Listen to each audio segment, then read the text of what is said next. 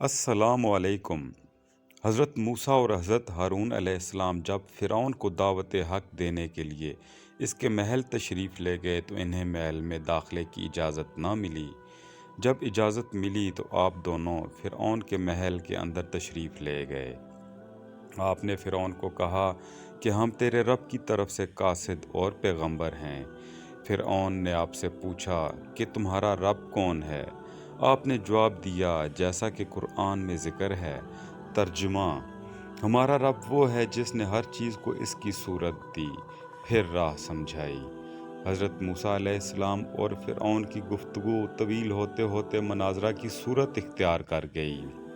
فرعون نے اپنی رعایا کو بہکا رکھا تھا اور انہیں اس چیز کا یقین دلا رکھا تھا کہ معبود اور رب صرف میں ہی ہوں، میرے سوا کوئی معبود نہیں۔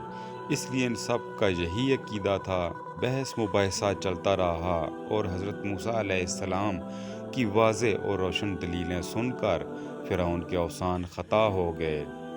اس لیے اب فرعون نے اپنی قوت کو استعمال کرنے کا ارادہ کر لیا اور کہا کہ اگر تو نے میرے علاوہ کسی اور کو معبود بنایا تو تجھے قیدیوں میں ڈال دوں گا۔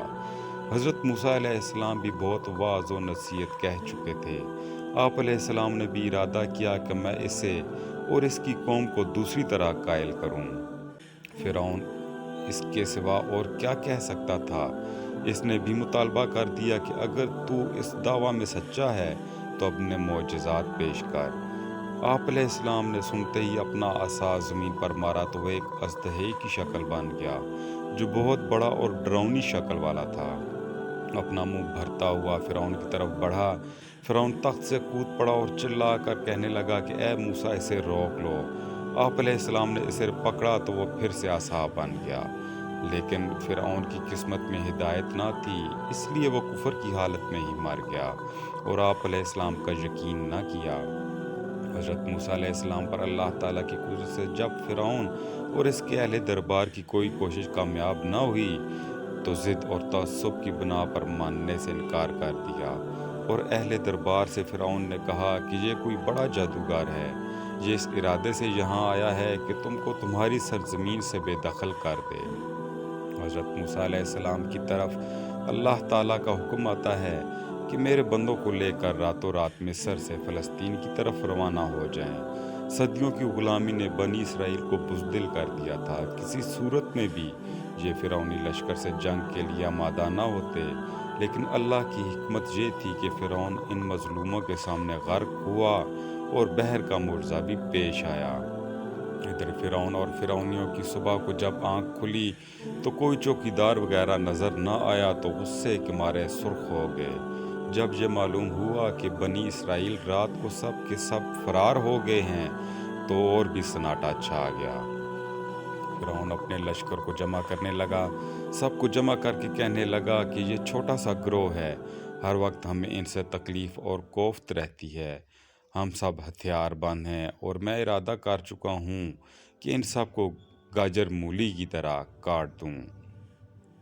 پیچھا کرتے کرتے فرعون کی قوم نے بنی اسرائیل کو پا لیا۔ جب دونوں فریقین نے ایک دوسرے کو دیکھ لیا، اصحاب موسیٰ علیہ السلام پکار اٹھے کہ اے موسیٰ، اب تو ہم پکڑے گئے ہیں۔ اس وقت بنی اسرائیل دریا کے کنارے پہنچ چکے تھے اور فرعونی لشکر ابھی پیچھے تھا۔ ایسی صورت میں جنگ ہونے کے علاوہ کوئی دوسرا رستہ نہ تھا۔ بنی اسرائیل کے لوگ بار بار حضرت موسیٰ علیہ السلام سے پوچھتے کہ اب کیا ہوگا؟ حضرت موسیٰ علیہ السلام یہی کہتے کہ مجھے حکم ہے کہ دریا میں راستہ پیدا کروں اور ہم کبھی پکڑے نہیں جائیں گے۔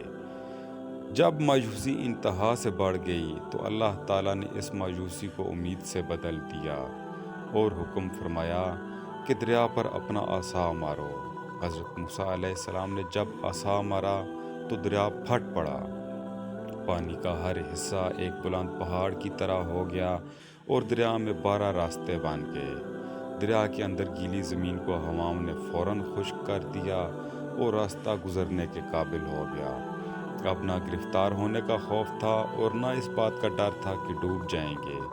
اس طرح سے بنی اسرائیل نے دریا کو پار کر لیا۔ جب آخری اسرائیلی بھی دریا سے پار ہو گیا تو اس وقت فرعون کا لشکر دریا کے اس کنارے پر پہنچ چکا تھا۔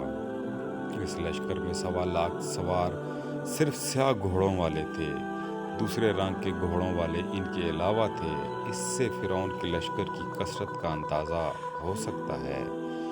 فرعون نے جب یہ عبرتناک منظر دیکھا تو ڈر گیا اور واپسی کا ارادہ کر لیا، لیکن افسوس کہ اب نجات کا موقع جا چکا تھا، تقدیر نافذ ہو چکی تھی۔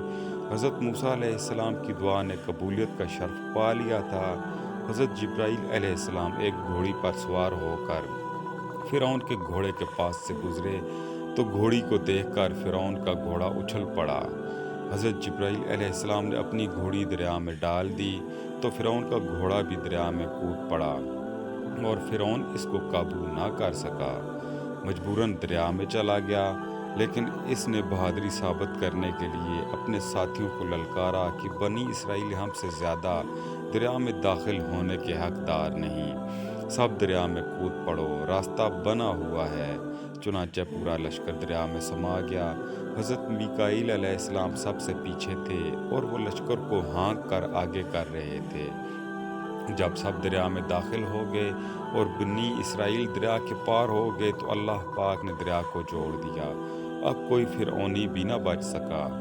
دریا کی موجیں بلند ہو رہی تھیں، فرعون پر سخت گھبراہٹ طاری ہو چکی تھی اور اب فرعون کہہ رہا تھا کہ بنی اسرائیل کے خدا کے سوا کوئی دوسرا خدا نہیں، میں ایمان لاتا ہوں۔ لیکن افسوس کہ اس وقت ایمان لانا کسی طرح مفید نہ تھا۔